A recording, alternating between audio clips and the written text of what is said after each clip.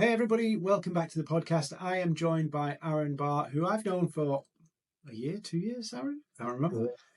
And we're going to be talking about his journey, but there's some going to be really interesting stuff in here for you guys who are building out what you're doing in your business on LinkedIn. And Aaron's got a really interesting journey that I think actually will add a lot of value to you guys. So Aaron, thank you for coming on the podcast. Thanks for inviting me. It's nice to be here.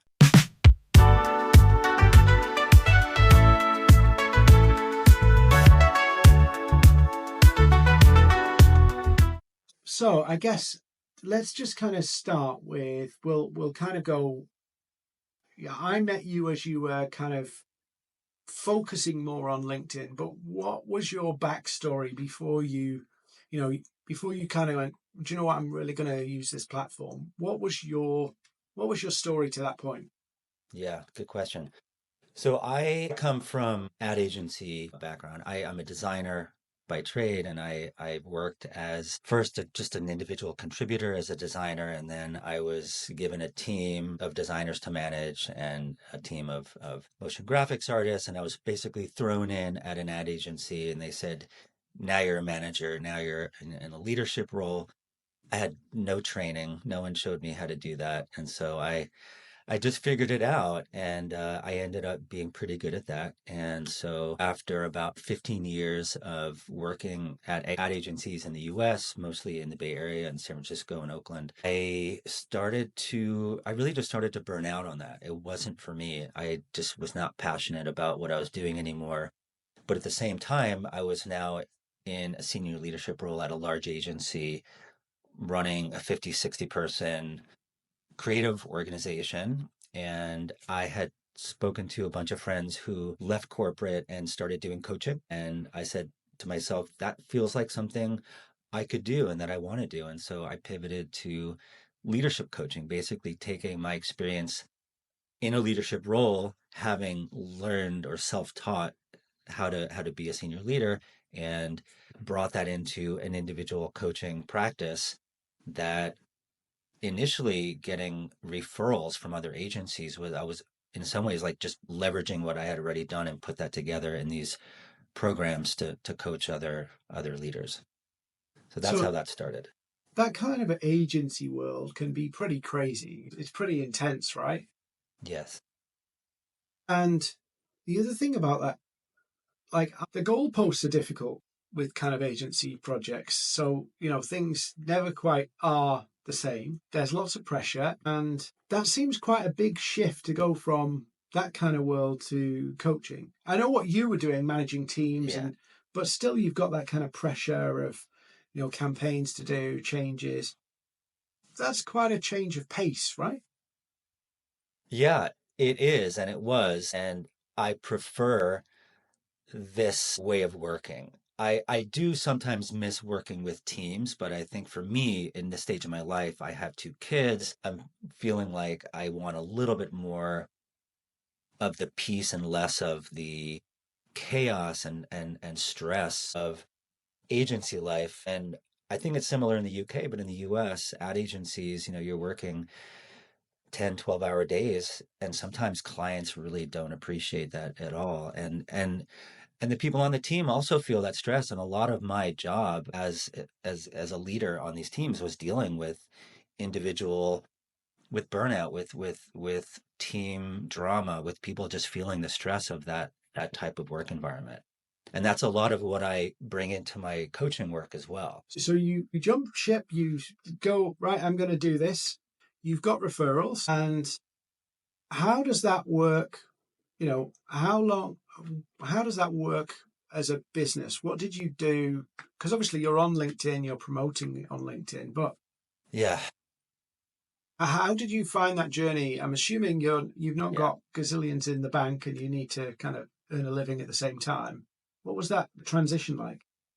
Yeah, initially I did get referrals because I have a lot of connections in the agency space. And when I put it out there that this is what I'm doing, I had people that I knew coming to me saying, "Hey, we have a team of, 8 or 10 account leaders at my agency, and they're kind of junior. They need training in strategic thinking, or a lot of times it's communication, relationship management. these they're really like kids. They're in their 20s and sometimes early 30s, and they're managing these huge accounts. And it only takes one incident, one time that someone drops a ball and a huge client can leave. And that's a big amount of that's a monthly recurring revenue that an agency loses. And so the pain point for the agency is client retention. And so the problem I'm solving there is I'm training these new leaders how to be better at the things that are going to help retain clients. And so I got a lot of referrals through my connections, but then I realized that that wasn't sustainable. So I really needed to on my own figure out a way to attract clients. And that's when I found you actually through working with Steve on the LinkedIn training. And I was able to make that work for myself and to attract people who I didn't know initially, but they liked my content. And I started conversations with them on LinkedIn. I would just DM them, I would follow, really do all the things that you offer in your training. If you do all those things, people are going to come to you and you're going to close clients. And so that's what I did. And that's where I'm at now. I'm using LinkedIn to get new coaching clients. So, what do you reckon the hardest bit of that kind of journey onto LinkedIn was for you? Or what do you The reckon, hardest, yeah. or what are some of the more difficult things for people maybe to get their head round about using LinkedIn? I think for me, and I don't know if this is true for everyone, when I first when I first pivoted from agency work that I had been doing for most of my career to something very different, I really had to figure out almost what do I want? What do I want to do? What do I want to do with it? Because I realized that I could get referrals for different types of coaching work, and I did. And right now, I'm actually getting career coaching clients. I'm leveraging work that I've done in leadership coaching to do more executive coaching. People who are already in senior leadership roles who want to be promoted, how to present themselves, and coaching on how to have executive presence, that kind of thing. So it's becoming this blank canvas for me. And I think when I first started, I had to really ask myself, what do I want to do? What do I like to do? If I could do anything with this platform, if I could do anything I wanted and succeed, I mean, LinkedIn is just a platform and it's going to amplify anything that you choose to do with it. So I really had to ask myself first, what do I want? What do I want to do? What are the problems that I want to solve? And once I was able to do that, I was able to really step in it fully. And the content that I post and the content that people post on content that people post, when it's authentic, people see that. And when people aren't sure what they want to do, that comes through. And so I think for me, I had to really get clear on what do I want to do? Why do I want to do it? What am I passionate about? And that was the biggest thing for me. And once that's clear, once you have clarity on that vision for yourself, everything else falls into place. It's interesting because we were talking earlier about a lot of the challenges people have on LinkedIn are not really LinkedIn problems. And I think I said this on a live this morning. Like, if you think about it, that dilemma, like you said, if you're kind of going, what do I want to do? And you're not settled, you've not settled that, that comes out in your everything you're doing, your communication. It's like an unwritten doubt that's threaded through. And interestingly, if you swap out the platform, we probably talk about the same things. You probably talk about the same things in your coaching as I do in mine, which is like you got to really know who's your target audience. You're probably in career coaching saying you got to really know where you want to go. Yeah, yeah. It's weird how we think of it as a tech platform, but actually the bigger issues to get the best out of it are nothing to do with the platform. Yeah. I agree 100%. And I think in some ways, my experience with LinkedIn and my experience with anything in this journey, it's really just helping to magnify and amplify that process of figuring that out. One of the things I do with all of my coaching clients, especially the career coaching clients, you're right, is I have them write. Just start writing for themselves. And through that writing process, a lot of the stuff will come out. A lot of the figuring out who you want to be in your career journey or what you want to do, what you're passionate about, who you want to help. Just start writing about it and find your voice through that and find your your career path and the things that you want to do. And once that's clear, people are going to flock to you. If you can articulate that for yourself, you can articulate that for your target audience, it's going to resonate. And if you're going on ChatGPT to come up with ideas, if you're going to, to Gemini or Chat or AI to generate content for you on LinkedIn, which so many people are doing, and it all sounds the same, and people can see through that, it's not going to resonate the way someone who's passionate about whatever it is they're doing when they write on LinkedIn, that's Yeah. going to resonate with their target. I love AI. I know you love AI, but the issue with AI replacing people, I think, is what's happening right now on LinkedIn. And I think LinkedIn kind of caused it because when AI came out, they kind of encouraged people, hey, look, you can rewrite posts with AI. And of Yeah. course, now people are. It's like we can tell.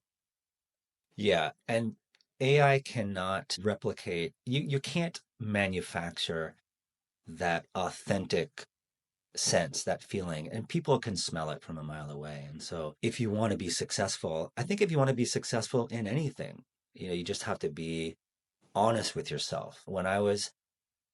Even when I was still at these big agencies and I was having my one-on-ones with my team, with my creative directors who I'm still friends with, was struggling with what am I doing here? Helping to work through those questions. Just, what do you want to do? What's the next step? Whatever you can do, whoever you can talk to help figure those issues out, that's what's going to help propel your career or move you through life in a positive way. And just thinking about, because you do a lot of career coaching, leadership coaching, what's your sense of, and this is just something I see at the moment, the trickiness of trying to make decisions when the world is now moving a hell of a lot quicker. Like since AI, if you think about it, Yeah. AI came along and now most of us use it every day. We're not really sure where it's going to go next. Like nobody saw Amazon coming in the .com boom. We saw it as a bookshop. Now we kind of depend on Amazon. It's really hard to operate in that space where things can change so quickly. And that coping with change right now seems like it feels like we've had years of constant change. How do you pick a career or make decisions in that kind of space where That's a great there's question. no like there's no facts to say do this or do that? Personally, and this is something I share with my kids as well, I think the answers to that are internal and not external because I think there's always change. My parents talk about all the big things that were happening in their era. I think if you're able to filter out the noise, I mean, there's noise about AI in the early 2000s. There was, noise about search, about Google, about Amazon, about e-commerce, and everyone wanted to. We were all going to be wearing augmented reality visors 2 years ago. Do you remember? Yeah. We'll all be on sofas living in a virtual world. What happened to that? What happened to that? Yeah, good question. We moved on to the next thing.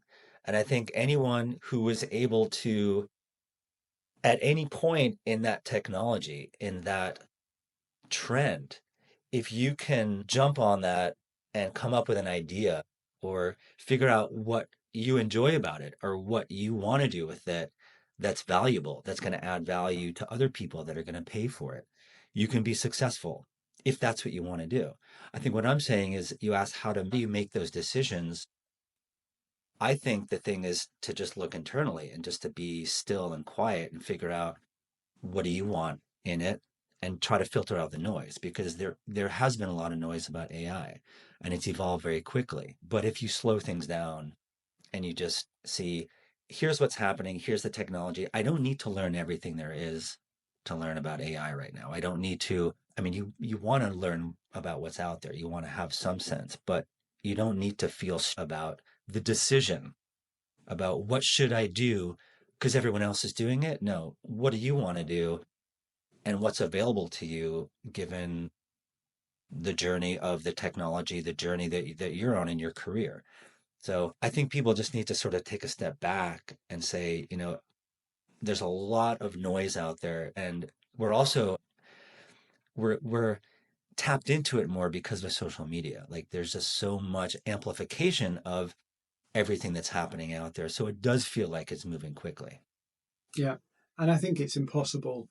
It's impossible to keep up because there's so many applications, so many different uses.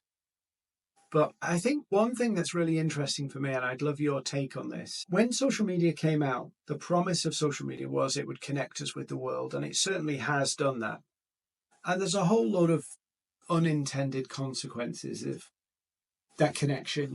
There's, the rise of cyberbullying and trolling and all that kind of stuff. But one of the biggest things that's come out of it is despite being able to reach everybody through, social media, our phones, we actually as a people feel less connected to people, and generally speaking, and that's probably going to be worse for some generations than others. But also I think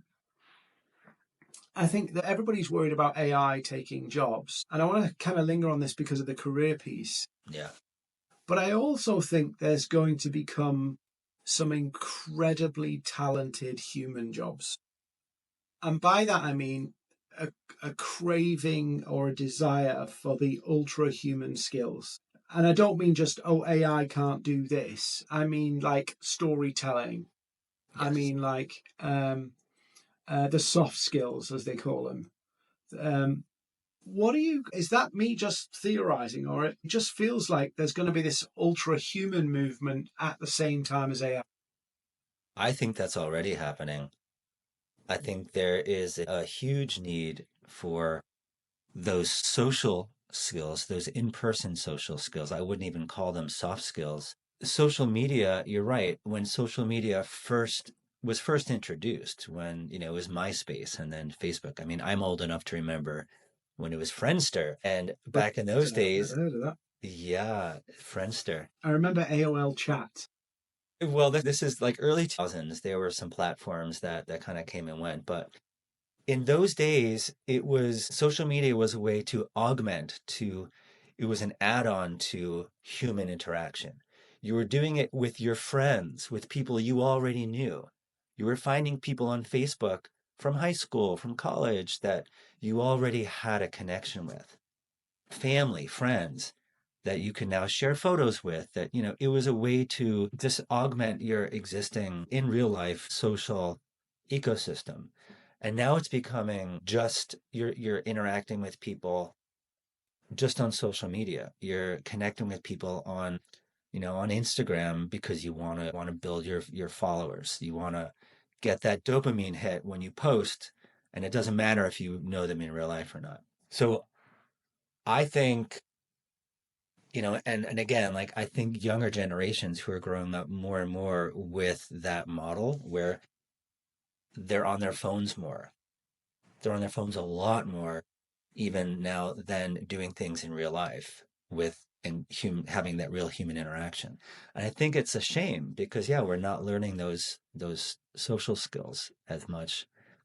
Young kids and teens are not really having those experiences that we had when we were kids of just going out after dinner and playing in the street and riding bikes and doing those things that really formed those human connections that now in the workspace, in a career, are really important for, like when I have a client and I start with a client, the first thing I do is I ask questions and I listen. And you have to be a really good listener if you want to take in the information that's going to be needed to have a successful coaching experience to really help solve their problem. If you can't be a good listener, if you don't have the skills to interact socially with someone, you're not going to succeed in the way that you really need to. And I think a lot of people are missing those basic social skills of connecting with someone, of looking at someone and saying, here's a human being. They have triggers and frustrations and buying motivations that I need to understand as a coach, as a business. How do I listen to them? How do I talk to them in a way that helps me understand what they're going through so that I can offer a service or a product that they're going to want to pay for? And I guess that is the that is the challenge, isn't it? Whilst being connected to the world, how do you, I don't know if we go really deep and meaningful, right? How do you know yourself? Like, do you know what I mean? Like, let's say like you're in your 40s and you're like, do you know what? I want to do something new. Like, if you've done, maybe your scenarios here a little similar. There's a time when like you're, that you don't want to do what you're currently doing, but you kind of don't know what's next, or you're not sure what's next. And I think that kind of self-awareness becomes really critical, not just like social media, forces you to be in the moment, all the time, Yeah. and just jump on trends. You can kind of lose yourself in that. And the same with a career. If you've done something for a long time, you can kind of lose yourself in that career and go, I don't really know what's next, but you know that this bit's over. Yeah. How do you kind Yeah. of get to That's that? That's a great question, and I run into that a lot. That's a very common feeling, a very common place that people arrive at. They're like, I know that this is done, but I don't know what's next. And in the coaching work I do, both the leadership coaching, career coaching, the executive coaching work, I do what's called a values mapping exercise. And it's a really simple exercise, but it really just helps to it's called purpose mapping or values mapping, where you basically have a list of values and you write down what are your values, and then you start to prioritize them. Sometimes you can say, if you could only choose one value, what would it be? And it really just leads people back to what's important. What are values that are important to you in a career, in life, really? Is it integrity? Is it creativity? Is it social interaction? What are the things that are really important to you? And if you could just start thinking about those and ranking them or prioritizing them or thinking about them in terms of like, this is what's really important, then you can start to figure out a way back to, okay, now I can help steer myself to that decision about what's next. And that's a lot of what I help people do in the initial stages of my coaching practice. This might be, I might get in trouble for saying this, but I'm going to say it anyway. So, somebody approached me for a job, um, and maybe I'll get hated on for this, but it was just, sometimes you just have to go with what you feel. And they worked for a company for about 10 years. But then since 2020, some of it being the pandemic, they basically had so many different jobs, like more than one a year. So in 5 years, it was, I think, about seven jobs. So some of them were like 3 months, then 9 months, then one a year and 2 months and stuff. And when I looked at that CV, I saw a really potentially competent person, but I also saw somebody who hadn't found their place. And I couldn't hire them because I wasn't sure that we were their place either. But I think there's a lot of people like in that space where maybe they have moved around a little bit. And you see it on LinkedIn quite a bit, people looking for jobs quite often. And maybe I'm just too old fashioned now, but I think you still should try and find a home. If you want to work for somebody else, you should find a home for a few years at least. But I think there's a lot of people that go round on LinkedIn and they're 9 months here and 15 months here. And they're actually looking for something, but don't know what they're looking for. Because I don't know. Is it a thing that people just change jobs that infrequent? Because let me just say my piece. I think the first year you're really understanding the role, and your second year you're kind of really flying in the role. That's really what I've always seen. It takes you like 2 years to really own a role. But it does feel like there's a lot of people now moving around really quickly. What's your Yeah, what's your thoughts on it?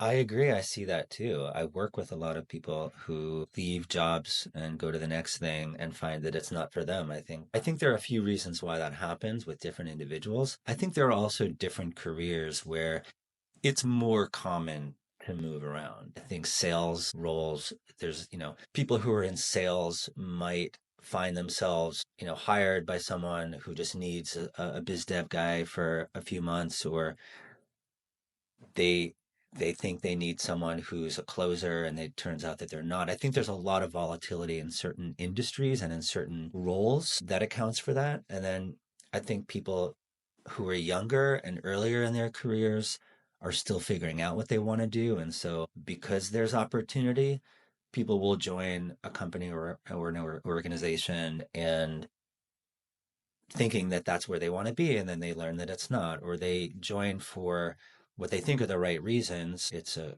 attractive title, it's good money, but then the company culture isn't quite for them. And so I think people just go through career figuring these things out, like you said. And no, I don't think it's any real fault of their own. It's just a journey. It's just a figuring out. And I think when you and I were starting out in our careers, it was less common to do that. I think there was less opportunity. And there were also not as many, there weren't these platforms to find new jobs. It took a lot longer to find a new role. And now, because it's so easy to find a new role, and there are so many startups and so many smaller to medium sized companies that are hiring, it's a lot easier to jump around. And so I think people are just doing that more because it's available and it's a way for them to figure out what they want to do. My first proper job, shall we say, as they say, my first proper job, the internet didn't exist. And now, like, everybody's worried about the AI on the internet that could be Yeah. replacing them. Yeah. I don't know. I think there's got to be a degree of settling down of that. I know the pandemic exacerbated it, but I think for me, maybe I'm old school, right? Maybe I'm old school, right? If I see somebody who's had a run of 9 months, 9 months, 9 months, I have to, when hiring, think I might be the next 9 months. Do you know what I mean? Which is Yeah. fine if you're like, you can pick up the job and do the job and it's all good. But if you're kind of like, I don't know, hiring a content writer or a project manager, that kind of 9 month run kind of would make me nervous because I'm like, we're going to invest in this person. They're going to interact with our clients. They're going to do all this kind of stuff. And then basically by the time everybody's familiar with them, we've settled into a routine, they're leaving. But if it was like, I've got a coffee shop, for an example, on the other side, that doesn't really matter to me at all because they come in, they know how to work the machines, they serve customers. I guess it's different for different industries, but It is. I on the kind of my side of my day job, shall we say, I'm a bit more looking for people to hang around a bit longer. I don't know. Well, yeah, It's a because tricky one. you're trying to build something, Dean. I mean, I think what you're doing at Maverick, and I think what any agency owner really wants to do. And I was actually just speaking a few weeks ago with the former CEO and the co-founder of VQ Digital, where I was for a long time. That's what he was trying to do. He was trying to build something and invest in people who he knew would be there for a long time, and build an agency. I mean, it turned out to be very successful for him because he was able to really build a valuation, make it profitable, and build a valuation and sell it for a lot of money. But I don't think a lot of, not just agency owners, but a lot of people who are building companies these days have that vision. And I think what you're doing at Maverick and bringing people in who you want to be there and building a culture. And I think culture is so important. I think people overlook it. They say culture eats strategy for breakfast. It's true. It's a big part of what makes the success of a lot of companies, especially agencies and brands that want to work with agencies that have a definable culture that they agree with. Because a lot of the things that agencies do these days, I mean, you're doing LinkedIn training. I mean, to be quite frank, there are a lot of agencies in the UK and the US that do the same thing. When I was at these performance marketing agencies, these growth marketing agencies, yeah, you could hire a media manager, someone who can set up your meta ads manager and run it and pull reports and report to clients. Like, you could hire people like that pretty easily. But to have someone stay and learn how to solve problems and how to dig deeper into a client's long-term strategy and not just solve the how do we optimize the channel, but how do we optimize revenue across multiple channels? How do we build creative that's compelling for audiences beyond what we think is our target and build that into our product positioning? How do we solve problems? And I think that's what culture does. And I think that's what you're doing at Maverick. You're building an agency that's doing more than just training people how to be successful on LinkedIn. I think lessons. It was one of the most difficult lessons I've learned in building Maverick, and this kind of leads to what you do. Is we've been doing this for a long time, but it's been mainly, people have grown in the business. So when just before the pandemic, everybody had worked with each other for 3+ years at least, and then the pandemic came along, and of course, at that point, we had this scenario where um, LinkedIn got more attention because people weren't in the office, you couldn't ring them up, all that kind of stuff. So suddenly LinkedIn became a thing. I'll just tell you a funny story here for a minute before we get into it. I was in a workshop, and you know how there's some people who believe like the pandemic was like engineered like by governments and things like that, right? Well, I was in a workshop and said, oh, LinkedIn's changed since the pandemic, and I opened a can of worms, and they basically believed that LinkedIn was involved in engineering the pandemic because they would make so much money and have made a lot of money and growth from the platform because of the pandemic. And I was like, really? LinkedIn engineered a global pandemic just to make some money? It was interesting getting out of that conversation. But anyway, the point was LinkedIn, everybody paid attention to LinkedIn, and we grew massively as a business. And people were just contacting us saying, we need you, we need you, we need you. It was like unbelievable. But at the same time, one of the things that we did was we were hiring people, and we really didn't have a plan of how to deal with those people, how to manage those people. And the people we had never managed people. And that changed our culture as a business. And it changed the people as well. People who were really great to work with started getting a little bit snappy. Things like that started to happen. But also for me, I had a moment where I went, this is not the business I wanted. And it felt like the beast had taken its own, it become a beast that was going its own way and a juggernaut. And we had to have a real brutal moment where we sat down and said, stop. We're going almost backwards a little bit. We're going to deliberately go backwards because in this craziness, we have lost something. And it wasn't a kind of like, it just happened. With growth, that actually all this opportunity comes your way that you've worked for and you've been preparing for and marketing for and building brand for, and then it comes your way and you're not ready for what it does to you. Yeah. I guess that's probably an agency thing that happens too, because Yes. a lot of agencies will, it's like feast and famine with agencies often. You get, we just want a deal and we need to now hire 10 people to do that.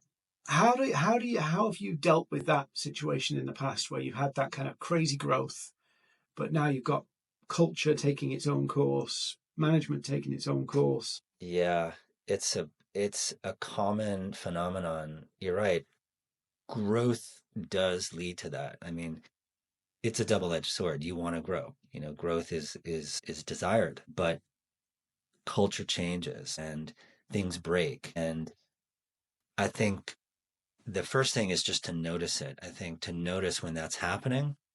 And for people in the C-suite, for people in senior leadership roles at these agencies, at these organizations, to understand that that's happening and to understand how that's impacting their agency and what they want to do about it. Now, obviously, when you're getting a new client and you're hiring and everything is just moving a mile a minute, you're literally building the plane as you're flying it, so to speak. It's really hard to notice those things.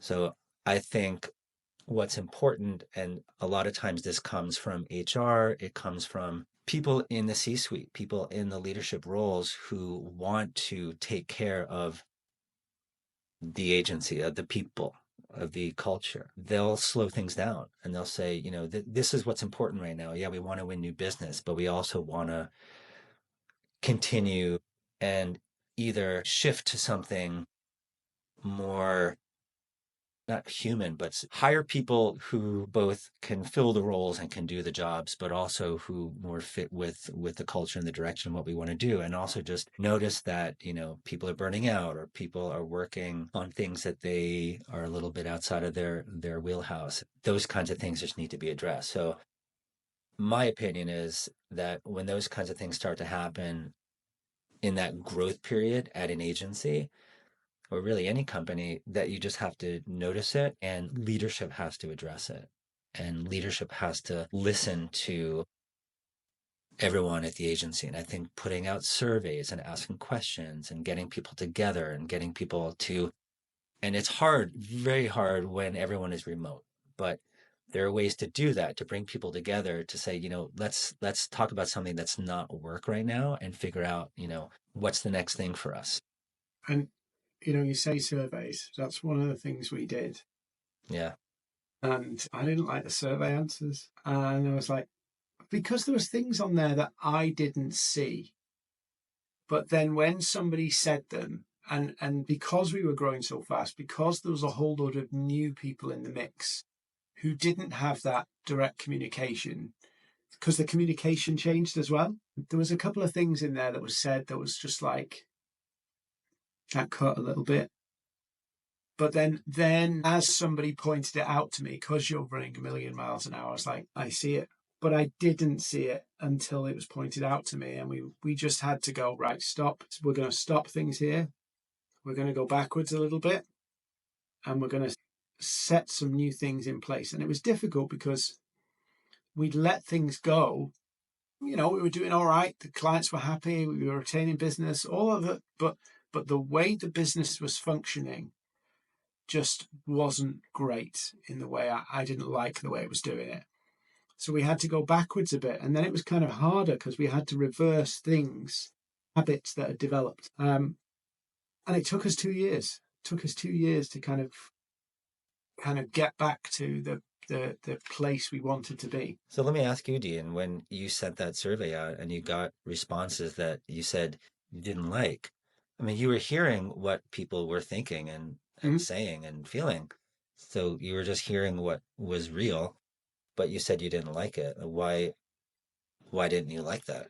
Because it was my baby, and I would never want somebody to feel like that way in my baby, working in my baby business. That's number one. But also, it wasn't the kind of business I wanted to develop. I've worked in environments that are kind of a little bit not very nice. And I enjoyed the work and eventually, moved out of those because I didn't like the way they worked. And I saw some of the, not massive, probably I'm making a storm out of a teacup a little bit, but for me, it was a big deal. But I saw some of the beginning signs of those things that I didn't like in the companies I'd worked with and for. And it was like, how did we get here? So I could talk about this for ages, but I might get in trouble if I talk about it too much. Well, I just think it's interesting. It's an interesting moment and something to look at, that when something bothers you in that way, to look at that and to see, well, that's not comfortable. That's an uncomfortable moment for me. And you took that and you said, okay, I'm going to do something different. I'm going to, you said go back. I mean, I think it's, in some ways, it feels like going back, but you're moving forward into something Yeah. that is more along the lines of what you want and what you want to create. Because you're right, it is your baby. Well, we felt like the baby was coming a bit of a tearaway teenager and needed reining in. Yeah. Well, But it wasn't like one person. It was like a system that had evolved yeah. to kind of create this runaway train. Yeah. Well, we got to wrap up. I want to do a part two on this because I think we can talk about this a bit more. But what I'm going to do is I'm going to share your socials with this. I'm going to tag you wherever I put these videos and go and check out what Aaron's up to. If you've experienced some of the stuff, maybe you're in that career journey and you're not sure where to go, or maybe you're experiencing that kind of, you're adding more people to the team and you want to make sure that the baby you're building or it goes the right way, go drop Aaron a line. Go drop Aaron a line and have a chat to him because he's done it for a lot of people and helped people in that place a lot. Awesome. Aaron, any last thoughts? Where's the best way to reach you? LinkedIn, right? Can find me on LinkedIn. And I think for now, just LinkedIn. I am on all other social platforms, but those are more private, more for friends and family. LinkedIn's the one. Yes. Awesome. Aaron, you're a star. Thanks for coming on and Thanks for go having check me. out It's Aaron. great to, thank you. It's great to chat with you.